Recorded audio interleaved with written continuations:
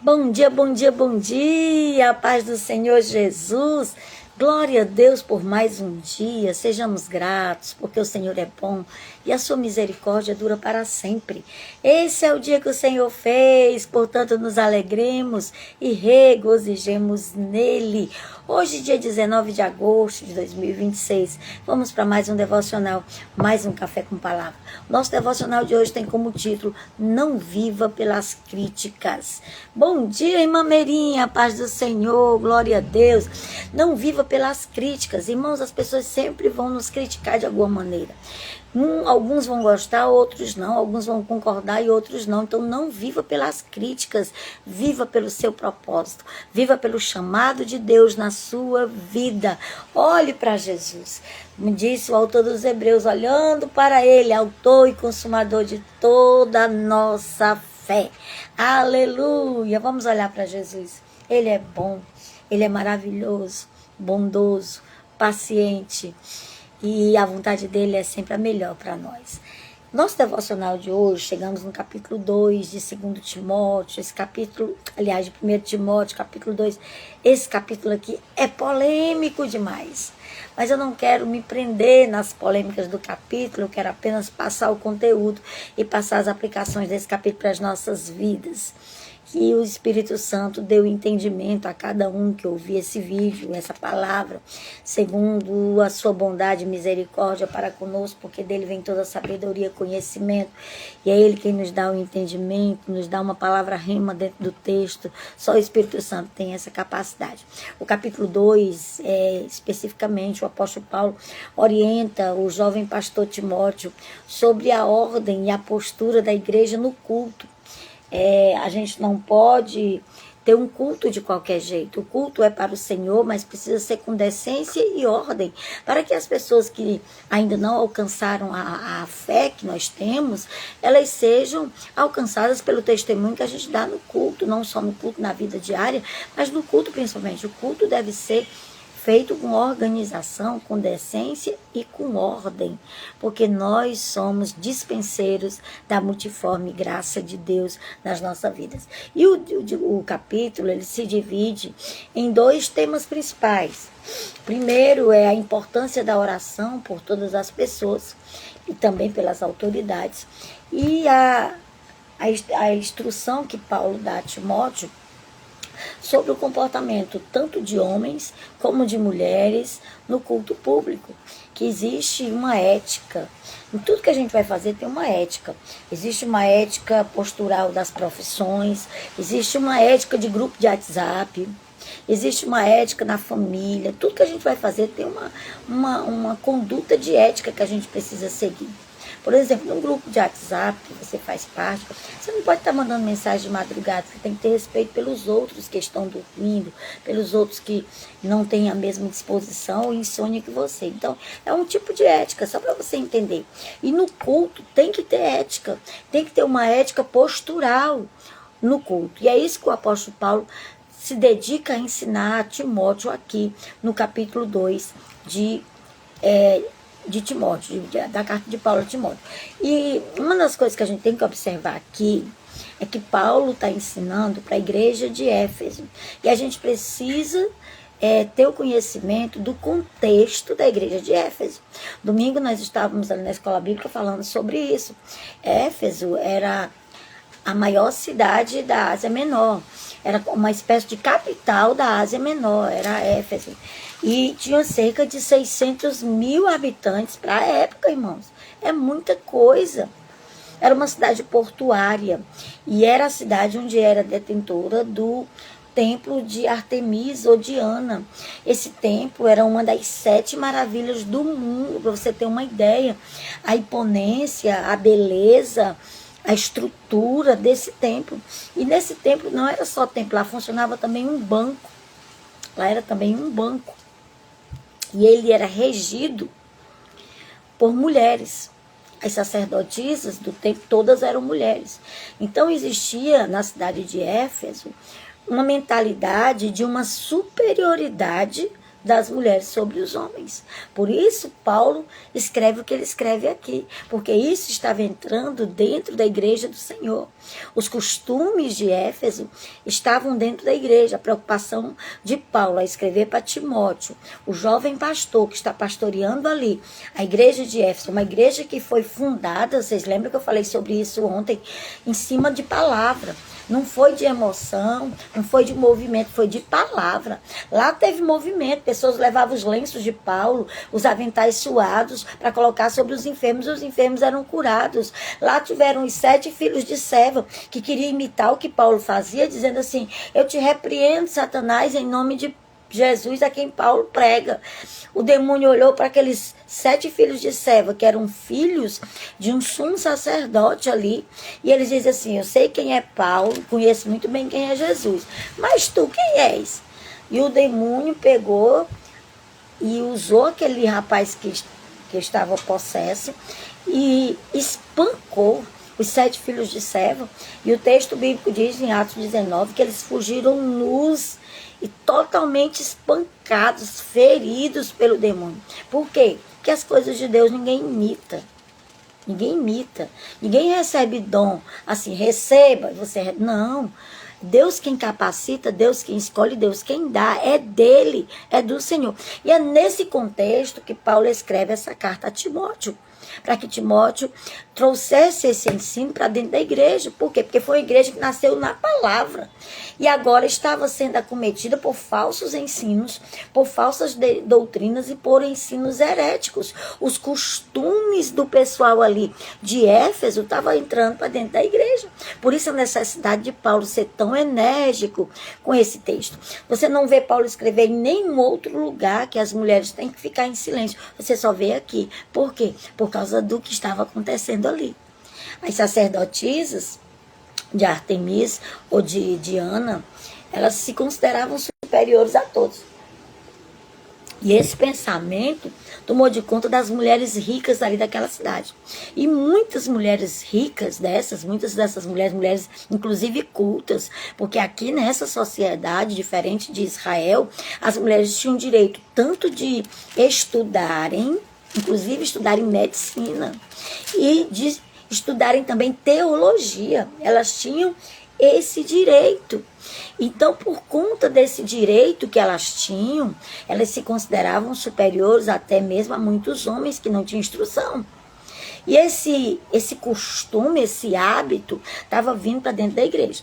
Eu estou falando um pouco do contexto para que você entenda o texto, para que você já não comece a dizer, já vem com essa besteira de submissão, de mulher ficar calada. Não, o texto bíblico foi escrito num tempo, numa época, num contexto ali da igreja de Éfeso, em que eles estavam sendo invadidos por falsos costumes, por falsas doutrinas, por falsos ensinos. E houve a necessidade de Paulo escrever isso a Timóteo, para que Timóteo alertasse e conscientizasse a igreja de Éfeso. Amém, meus irmãos? Agora vamos entrar no que nós fizemos do texto. Nós dividimos o texto em 4 partes. A primeira parte do texto vai do versículo 1 ao versículo 7, que é exatamente a instrução de Paulo que a oração ela seja feita por todos, inclusive pelas autoridades. Eu quero abrir outro parêntese aqui, me permitam.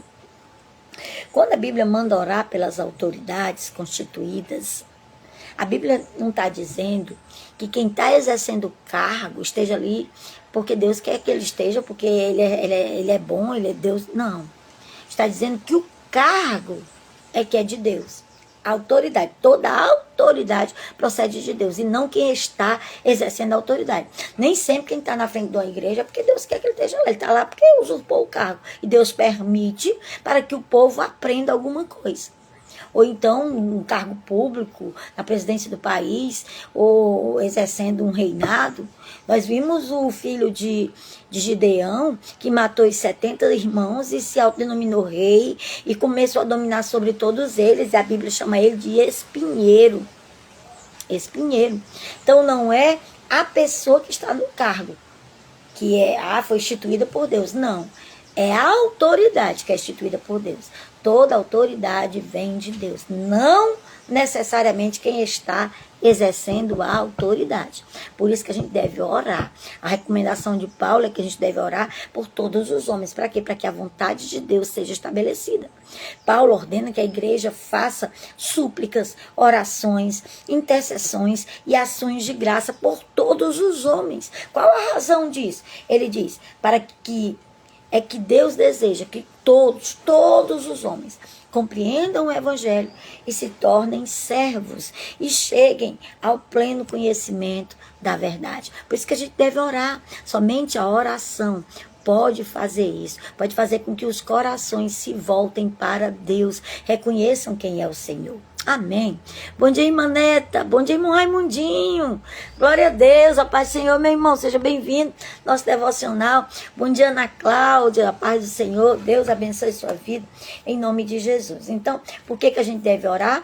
Porque essa é a vontade de Deus. Para que todos os homens sejam salvos e cheguem ao pleno conhecimento da verdade do evangelho e se tornem servos de Deus.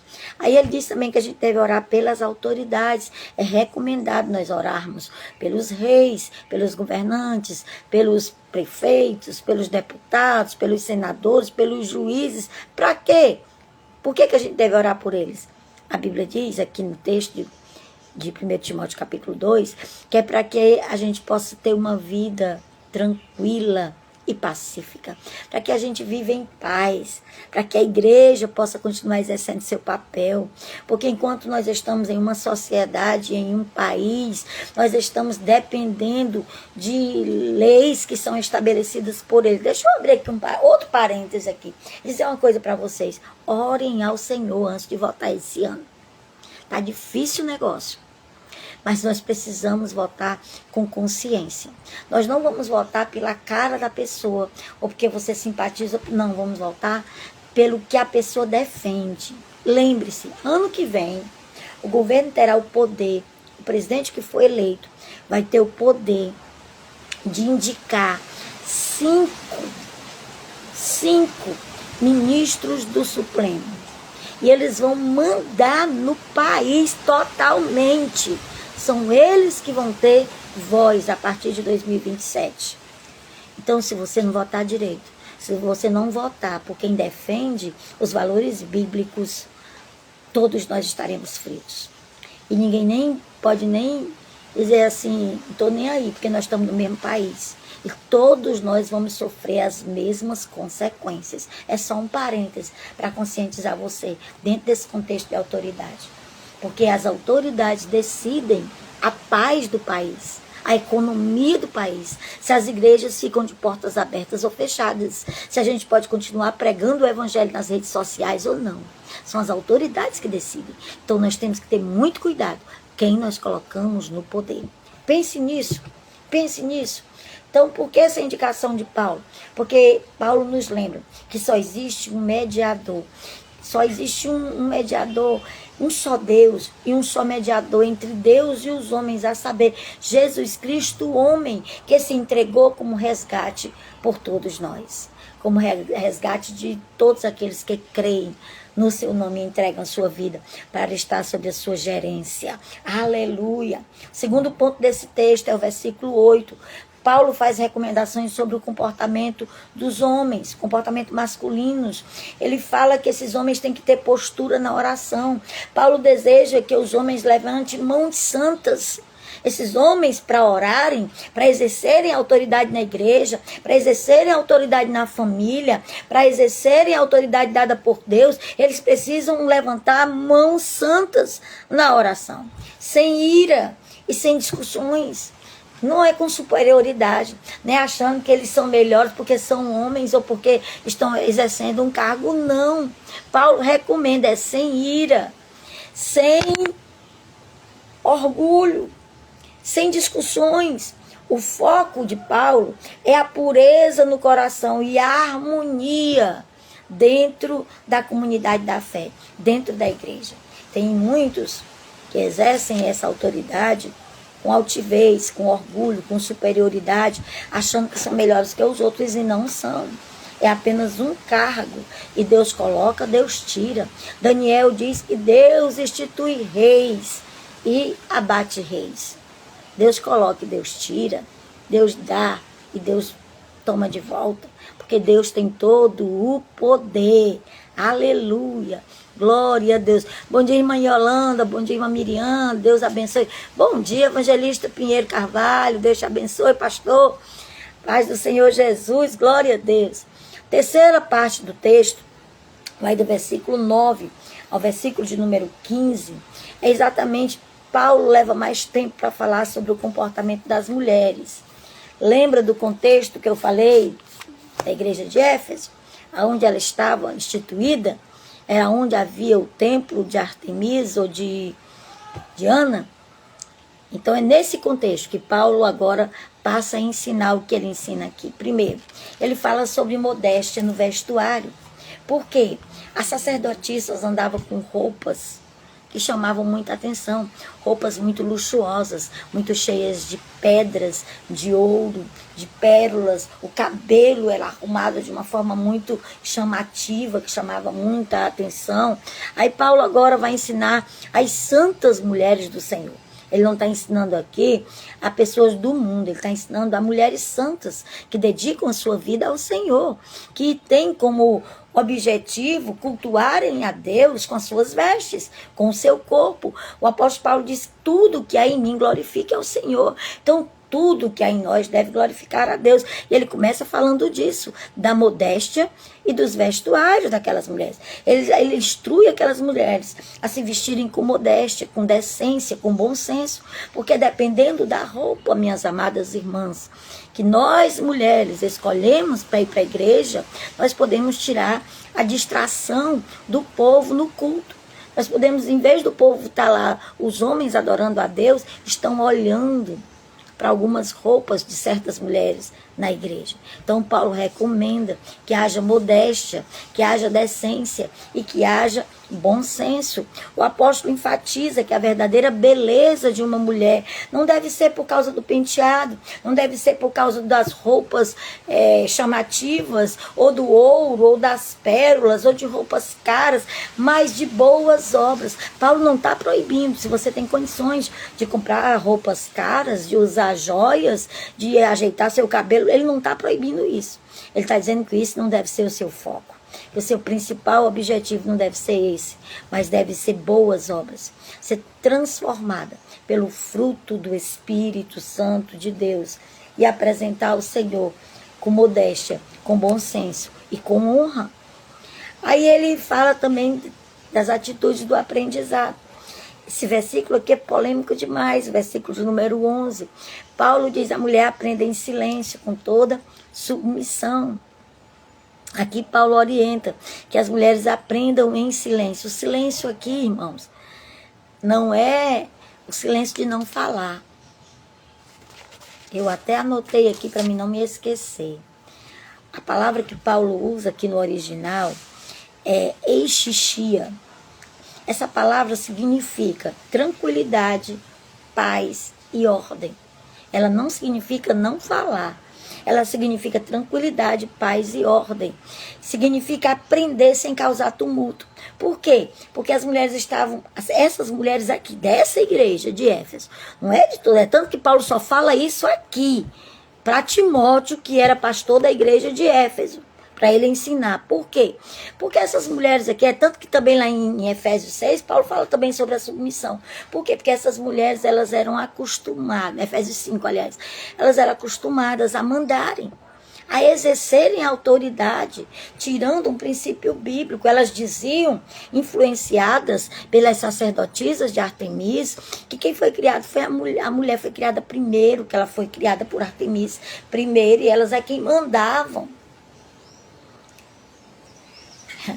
Nasceu aqui uma doutrina, né, que eu não posso falar o nome aqui, senão o vídeo é cancelado. Mas é aqui que nasceu aquela doutrina que a gente conhece muito bem, que é ensinada hoje pelas mulheres, que queimam sutiãs, que rasgam roupas, que não se submetem. Nasceu aqui. É por isso que Paulo recomenda. E a palavra submissão aqui não é ser subjugado, não é estar sendo humilhado, não é estar sendo ali com alguém em cima de você, não é.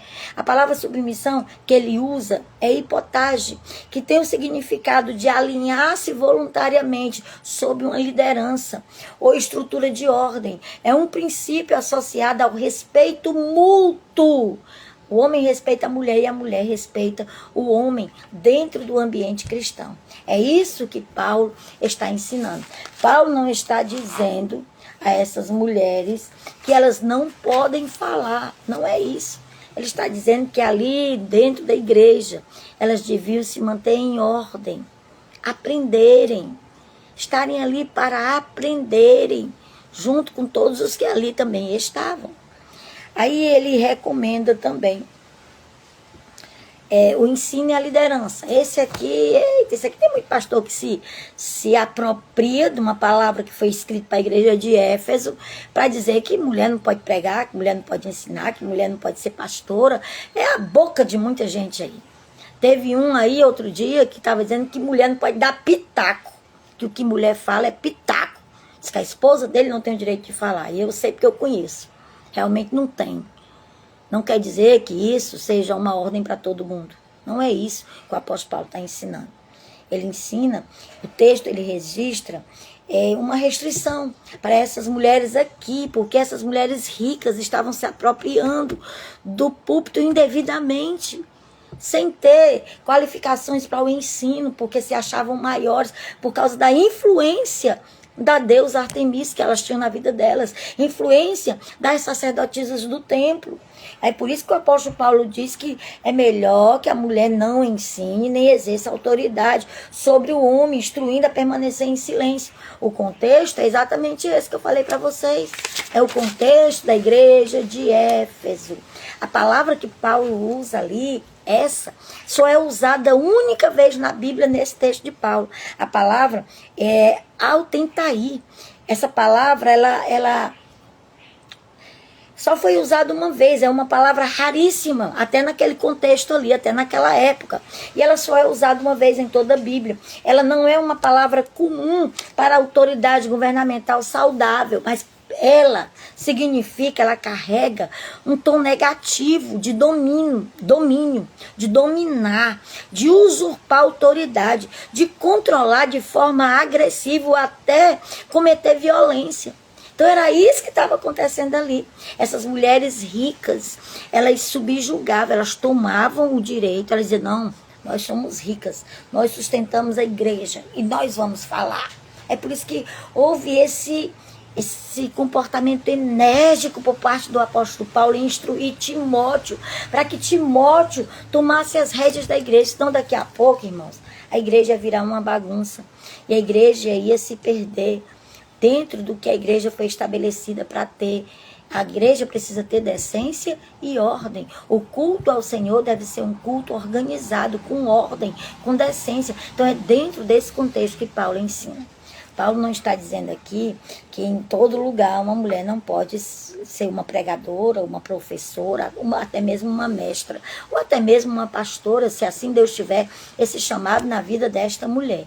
Não é isso que Paulo está dizendo. Ele está falando para esse contexto da igreja de Éfeso, em que as mulheres estavam usurpando, tomando de forma violenta o poder, baseadas no ensino das sacerdotisas de Ártemis ou de Diana.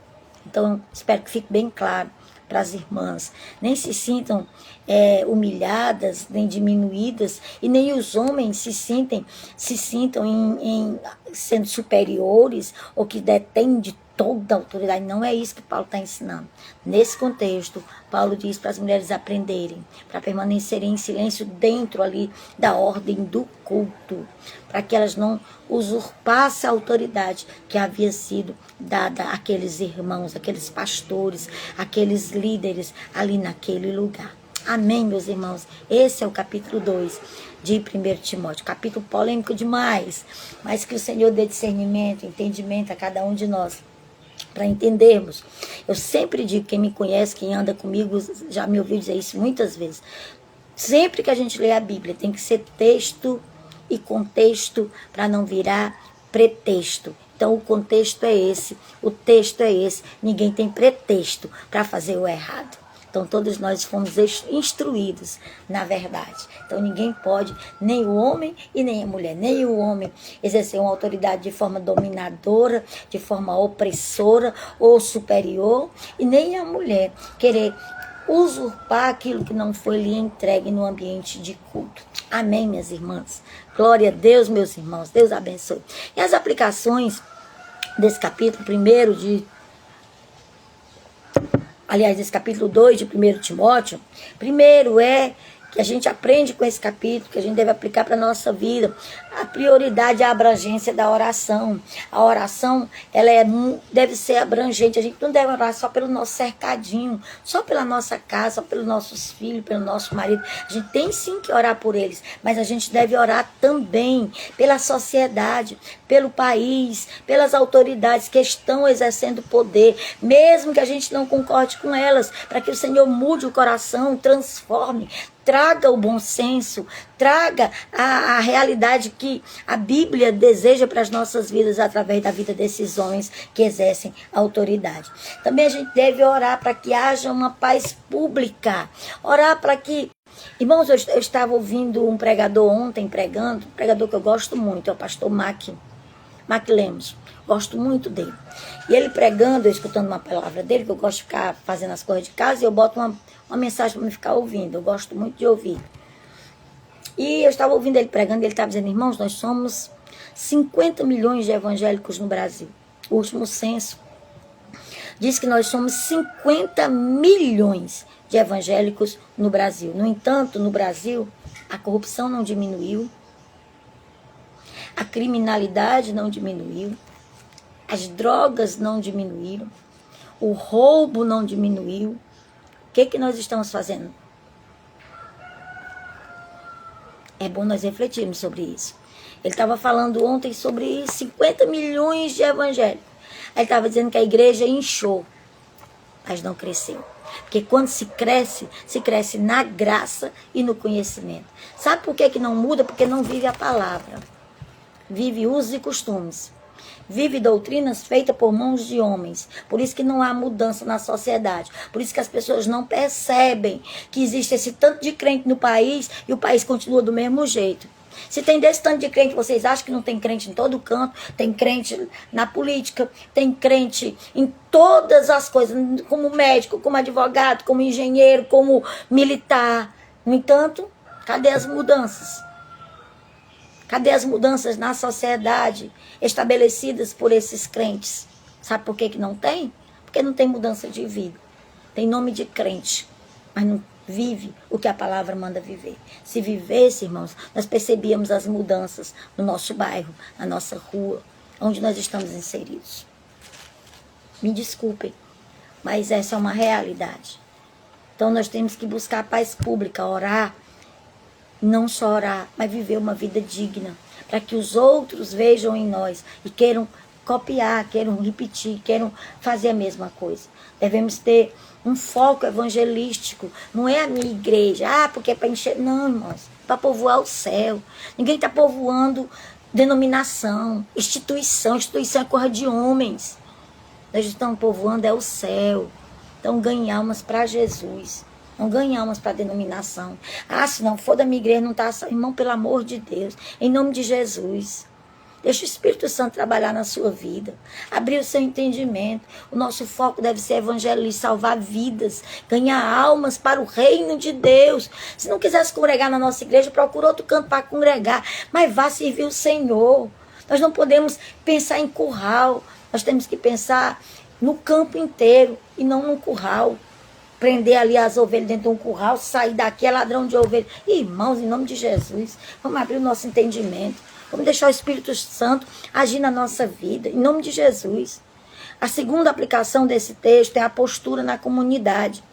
Nós temos que exercer liderança nas nossas igrejas, nas nossas casas, livre de ira. É isso que Paulo ensina. Diz para aqueles homens, vocês levantem as mãos em oração. Mas essas mãos precisam ser livres de ira. Se vocês têm ira, se vocês têm divisão, se vocês têm espírito de superioridade no coração de vocês, não serve de nada a oração de vocês. Então é livre de ira. É uma liderança que ama, que se coloca no lugar, que tem empatia. Essa liderança que Deus deseja de nós. E precisa ter integridade espiritual, integridade nos relacionamentos, integridade em tudo que nós fazemos, irmãos. A gente não pode, dentro da igreja, no contexto da igreja, ou na família, ou na amizade, puxar a sardinha só para o nosso lado, puxar a brasa só para a nossa sardinha. A gente tem que pensar que todos precisam comer. O pão é de todos. Quando Jesus ensina a oração do Pai Nosso, o Pai é de todos, o pão também é de todos. O pão não é só meu, o Pai não é só meu. Jesus não ensinou meu Pai, era Pai dele. Mas ele ensinou o Pai Nosso. Ele não ensinou o meu pão de cada dia. Não, o pão nosso. O pão é nosso, irmãos. Nós precisamos ter integridade espiritual. Terceira aplicação de 1 Timóteo capítulo 2. É a modéstia, os valores e o consumismo. Nós precisamos ser belas inteira. Nós não podemos ser belas só por fora. Eu não estou muito preocupada, irmãos, com cabelo, com unha. Eu não estou. Eu gosto de andar arrumadinha, nunca fui de andar desleixada, porque eu acho que o desleixo também é pecado. A gente tem que andar arrumadinha, limpinha, cheirosinha, pronta todo tempo para receber uma pessoa na casa da gente. A gente não pode andar com roupa rasgada, com trapos, com roupa suja. Não, a gente tem que realmente andar bonitinha. Mas isso não é mais importante. Não adianta a pessoa estar toda arrumada por fora, quando abre a boca, só fala besteira, só diz palavrão, só é grosseiro no falar. Não adianta. Então a gente tem que ser belo em toda a nossa maneira de ser. É no agir, é no falar, é no se vestir, é na postura, é em tudo. A beleza deve estar em todos os aspectos da nossa vida. Aleluia. Que seja assim o nosso coração. Jesus não quer só o coração, né, irmã? Com certeza, meu irmão, ele quer tudo. O apóstolo Paulo termina a carta de 1 Tessalonicenses dizendo: e em tudo vocês sejam íntegros diante de Deus, em corpo, alma e espírito. É tudo. É o físico, é o interior e é a alma, que é as emoções, o centro das nossas emoções. Tudo deve ser íntegro diante do Senhor. E nós devemos ter também boas obras como parte dessa beleza. Não adianta eu ser uma pessoa bem bonita e não ajudar ninguém, não estar disponível para nada, não ter atitude de servo em nenhum momento. Nós precisamos ter atitude de servos. Isso faz parte da beleza. Isso é belo. Quando eu era pequena, eu escutava minha avó dizer um ditado que dizia: por fora, bela viola, por dentro, pão bolorento. O que significa isso? Que a pessoa andava todo bem arrumada por fora, mas quando abria a boca só saía coisa ruim. Então, por fora, bela viola, por dentro, pão bolorento. Que nós sejamos belos por dentro e por fora. Que nós tenhamos o fruto do Espírito. O domínio próprio é a casca do fruto. É o que segura todas as outras coisas dentro dele. Então, que nós tenhamos domínio próprio, longanimidade, bondade, mansidão, fé, alegria, tudo isso. Mas, principalmente, que a casca do fruto seja o domínio próprio, para que nós possamos exercer o nosso papel de acordo com a vontade de Deus. E, por último, a última aplicação, ordem, aprendizado e respeito. É o que Paulo nos ensina nesse capítulo 2 de 1 Timóteo. Nós precisamos manter onde nós estamos um ambiente de paz. Nós não devemos ser aqueles que levantam as confusões, mas os que apaziguam. Jesus disse que bem-aventurado os pacificadores, porque eles verão a Deus. Quem mantém um ambiente de paz vai ver o Senhor. Aleluia. Que nós tenhamos disposição para atender, para obedecer e para cumprir o que a palavra nos ensinou nesta manhã. Tá fácil não, irmãos? Vocês pensam que é fácil ensinar isso aqui? Não é não. Porque eu sei que entre 100, 2 concordam, 98 estão mexendo aí a cabeça e dizendo: mas muito besteira. Mas é o que a Bíblia está nos ensinando hoje, é a porção para hoje. Que nós possamos receber e pedir ao Senhor para que nós apliquemos em nossa vida. Amém, meus irmãos? Vamos para o devocional, senão vai ficar longo de novo. O vídeo de ontem, irmão, ficou mais de 40 minutos, quase 50 minutos. Me perdoe, mas é porque tem dia que não dá pra gente diminuir. Não tem como cortar a palavra ela é muito rica. Se a gente fosse ensinar mesmo aqui, a gente ia falar 2, 3 horas, se a gente fosse se aprofundar mesmo nesse texto. Então, me perdoem pelo tempo. Vamos lá. Não viva pelas críticas. É o nosso devocional de hoje, dia 19 de agosto de 2026. O texto é Gênesis, capítulo 29, verso 22, que diz: José é uma árvore frutífera. Árvore frutífera à beira de uma fonte, cujos galhos passam por cima do muro. Essa é a bênção de Jacó para José. Ele diz que José ele é tão frutífero. Ele é uma árvore tão frondosa que os galhos dele não se prendem, eles passam por cima dos muros. O que significa isso? Que José abençoava aqueles que estavam próximos deles. Ele produzia frutos de maneira que todos podiam se alimentar. Bom dia, Jafim. Bom dia, tia Tereza. Benção, tia. Deus te abençoe em nome de Jesus. Glória a Deus. Está quase no finalzinho, mas deu certo hoje. Deus abençoe. Então, José é essa pessoa. Então, talvez você já tenha ouvido o dito popular que diz que prego que se destaca leva martelada. Não sei se você já ouviu esse ditado, esse provérbio popular que diz que prego que se destaca leva martelada. Então, não tenha medo das marteladas, não. Porque se você se destacar, você vai levar martelada com certeza. Essa frase, ela faz lembrar de que sempre que Deus levanta alguém com algo grande, naturalmente vão surgir os críticos.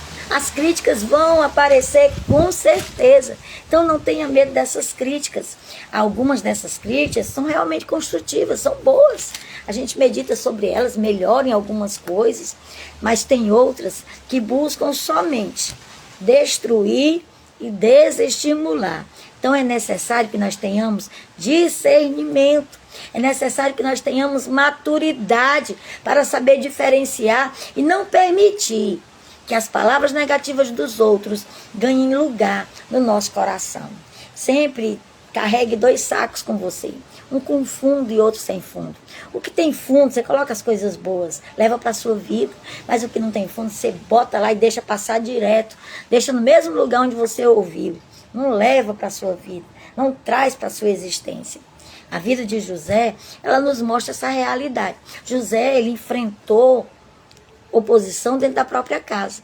Os próprios irmãos dele tinham inveja dele. A inveja foi tão grande que eles decidiram matá-lo. Mas um deles disse: rapaz, a gente não pode matar ele não, ele é nosso irmão. O sangue vai cair sobre a nossa cabeça. Vamos fazer o seguinte, vamos botar ele dentro de uma cova. Bota ele dentro de uma cova e ele sai. Quando ele volta com a intenção de salvar José, os outros irmãos iam passando uma caravana dos ismaelitas, eles pegam José, tira da cova e vende como escravo para aqueles ismaelitas. Os ismaelitas levam José para o mercado dos escravos e vendem José a Potifar, um alto funcionário da corte do Egito, um general, e ele vai trabalhar na casa de Potifar. Mas Potifar observa que José era excelente em tudo que ele fazia. Que tudo que José fazia, mesmo como escravo, ele fazia bem feito. Olha o ensino aí para nós. Olha o que eu acabei de dizer acerca de não viver a Bíblia. A Bíblia manda nós fazermos tudo como se fosse para o Senhor.